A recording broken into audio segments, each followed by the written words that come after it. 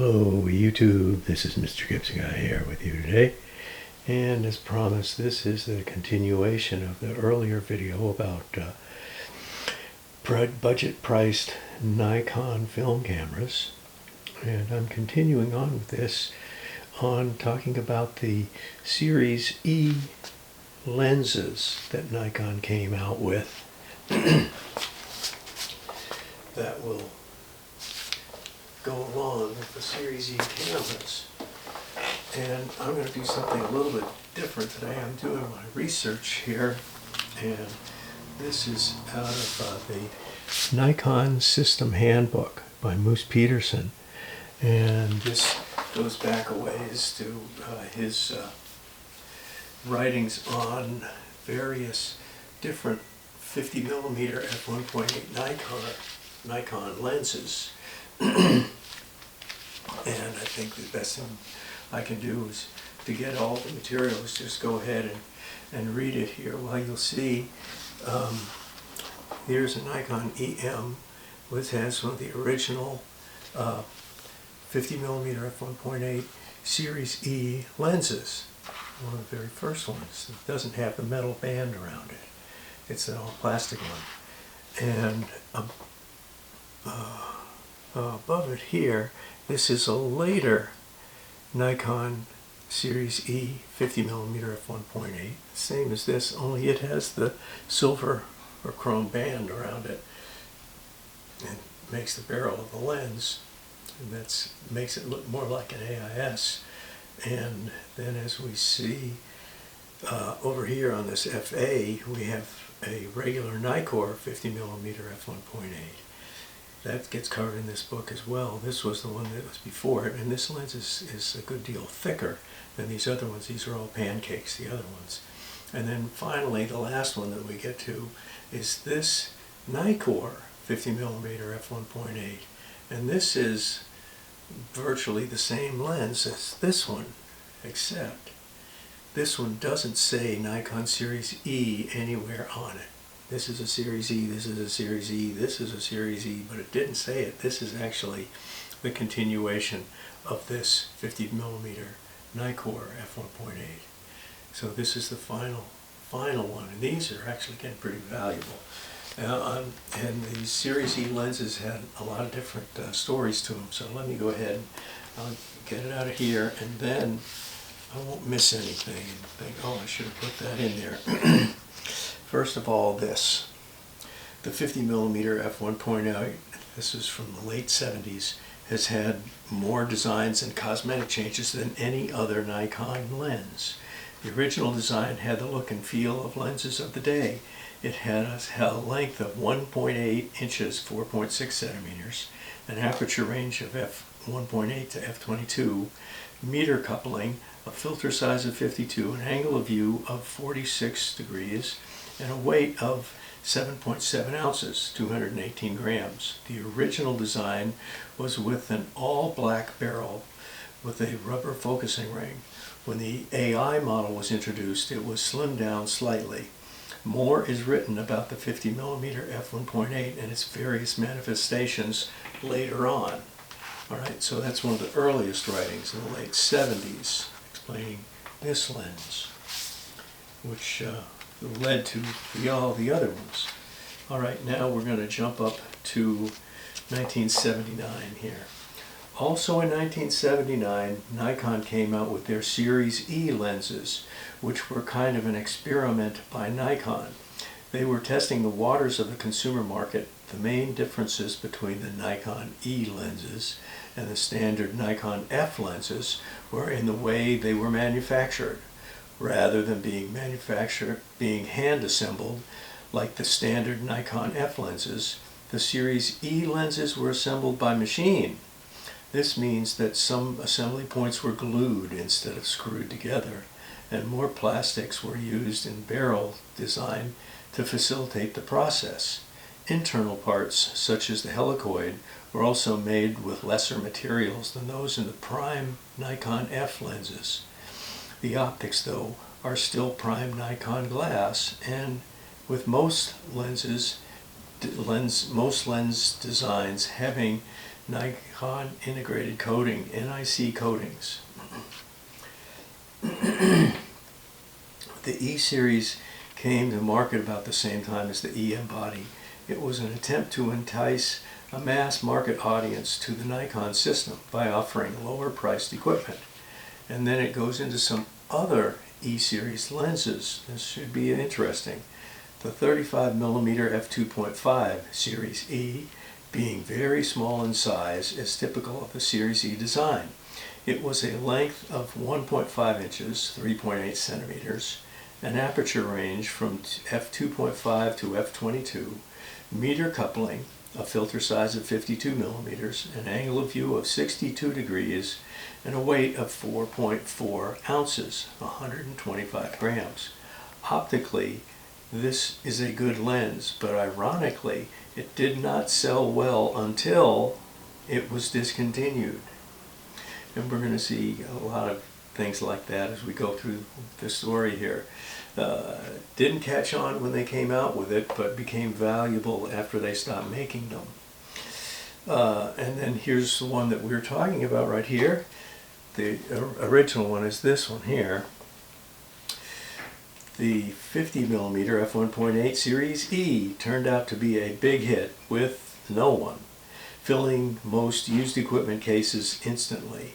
It has a length of 1.3 inches, 3.3 centimeters, an aperture range of f1.8 to f22, meter coupling, a filter size of 52 millimeters, and an angle of view of 46 degrees, and a weight of 4.4 ounces, 125 grams, same as the 35mm.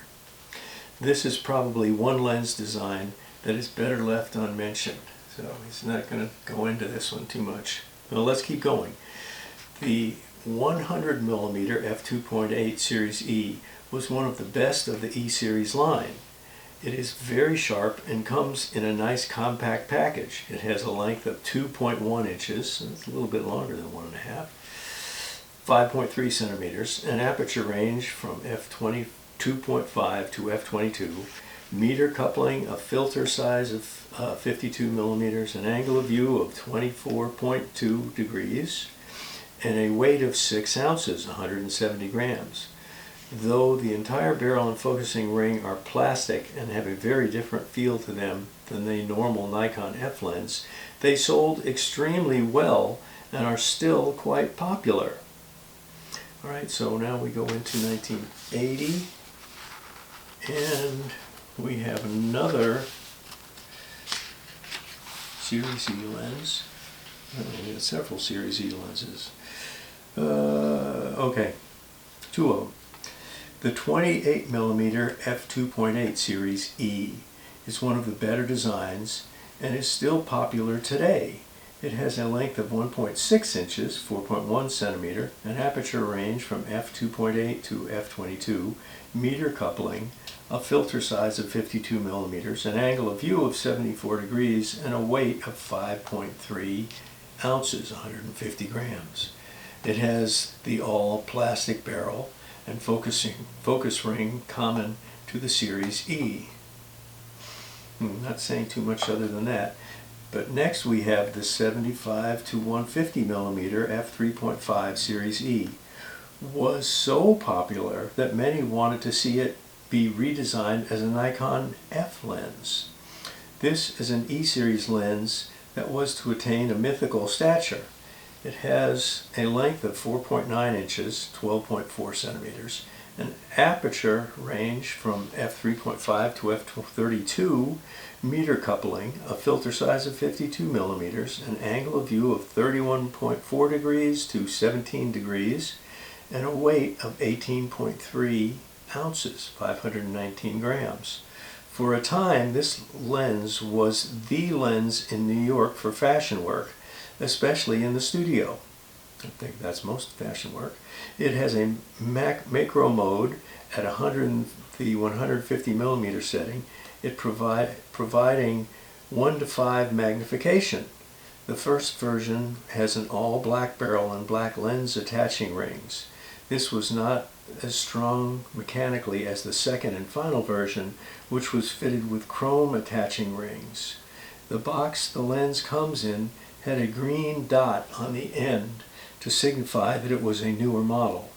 The 75 to 150 is still sought after and in wide use. It's that good.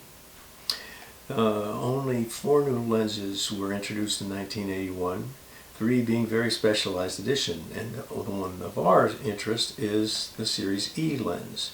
This one is a new addition to the E Series. The 135mm f2.8 Series E was a popular lens with a well-earned reputation for quality. It has the nicer rubber focusing ring, a built-in shade, and a compact size. It has a length of 3.5 inches, 8.9 centimeters, an aperture range from f2.8 to f32, meter coupling, a filter size of 52 millimeters, an angle of view of 18 degrees, and a weight of 14.8 ounces, 420 grams.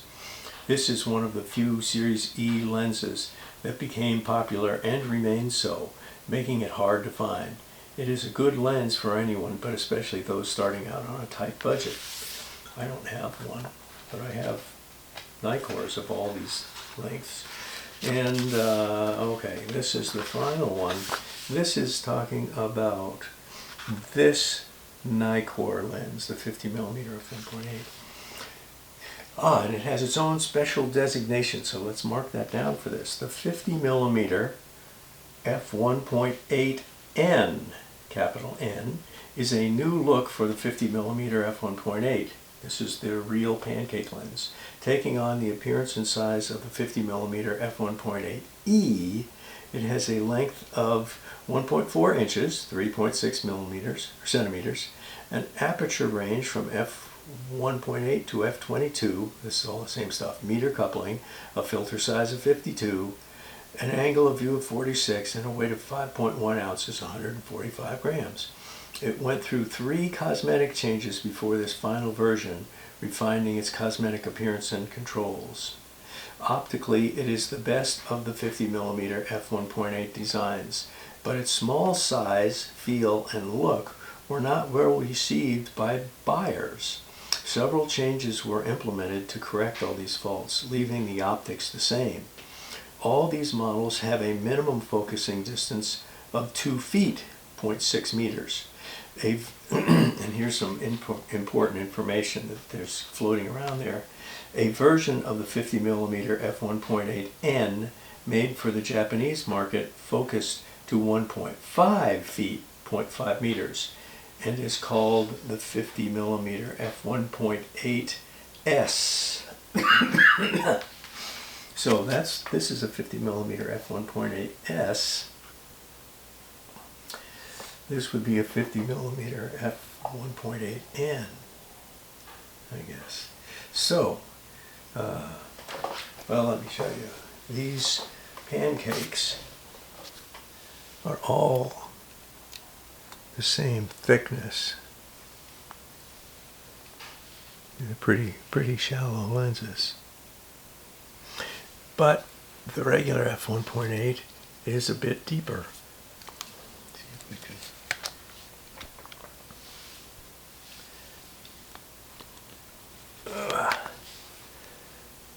There they are. So you can see there's quite a bit more of the original, the Nikkor version of the 1.8 than there is to the Series E version of the 1.8. I'm lining these up so that they match up on this part here at the end. So it's a bit thicker.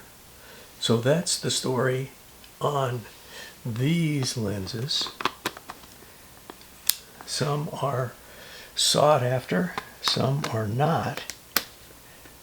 But overall, I'd say the write-up on these Series E lenses is overall pretty good.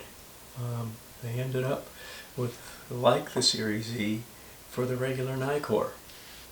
But I thought you might find that interesting if you're thinking about looking at some of these other cameras. All right, well, give me a comment there, give me a like and subscribe. Subscriptions would be nice. Thank you for tuning in and watching, and I will see you on the next video. Talk to you later.